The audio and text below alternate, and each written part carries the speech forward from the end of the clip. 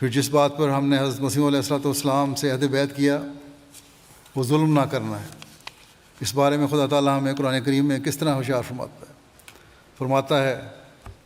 Foil للذین ظلموا من عذاب یوم علیم، فویل للذین ظلموا من عذاب یوم علیم، پس ان لوگوں کے لیے جنہوں نے ظلم کیا ہلاکت ہو دردناک دن کے عذاب کی صورت میں۔ اور ظلم نہ کرنے والوں کو اللہ تعالیٰ کی طرف کس طرح خوشخبری عطا فرماتا ہے الذین آمنوا ولم یلبسوا ایمانہم بظلم اولئک لہم الامن وہم مہتدون، وہ لوگ جو ایمان لائے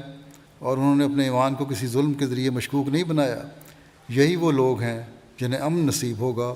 اور وہ ہدایت یافتہ ہیں۔ ظلم و تعدی کرنے والوں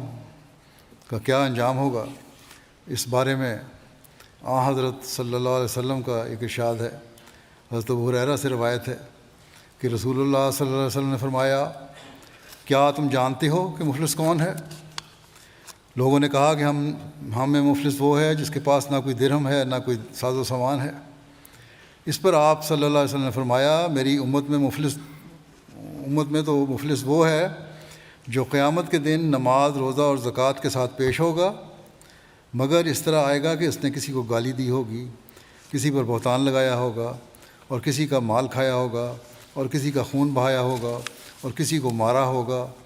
اس کو اس کی کوئی نیکی دی جائے گی اور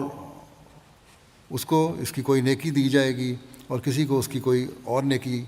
اور ان کی خطائیں لی جائیں گی اور اس پر ڈال دی جائیں گی۔ جن لوگوں کو مارا جائے گا ان کو اس کی نیکیاں دے دی جائیں گی اور خطائیں جو ان کی ہیں وہ اس پہ ڈال دی جائیں گی، پھر اسے آگ میں پھینک دیا جائے گا۔ یعنی نماز روزہ زکوٰۃ سب ظلم کی وجہ سے رد کر دی جائیں گی۔ اس روایت کی مزید وضاحت بخاری کی ایک اور روایت میں ہے۔ حضرت ابو ہریرہ رضی اللہ عنہ سے روایت ہے، انہوں نے کہا رسول اللہ صلی اللہ علیہ وسلم نے فرمایا جس شخص نے دوسرے کی بے عزتی کی ہو یا کوئی اور ظلم کیا ہو تو چاہیے کہ ظلم کرنے والا اس سے آج دنیا میں معاف کروا لے، پیشتر اس کے کہ جب نہ دینار ہوگا نہ درہم۔ اگر اس کا کوئی نیک عمل ہوگا تو جس قدر مظلوم پر ظلم ہوگا اس کے مطابق اس کے نیک اعمال سے لے لیا جائے گا، اور اگر اس کی نیکیاں نہ ہوئیں تو مظلوم کی برائیاں لے کر اس ظالم پر ڈال دی جائیں گی۔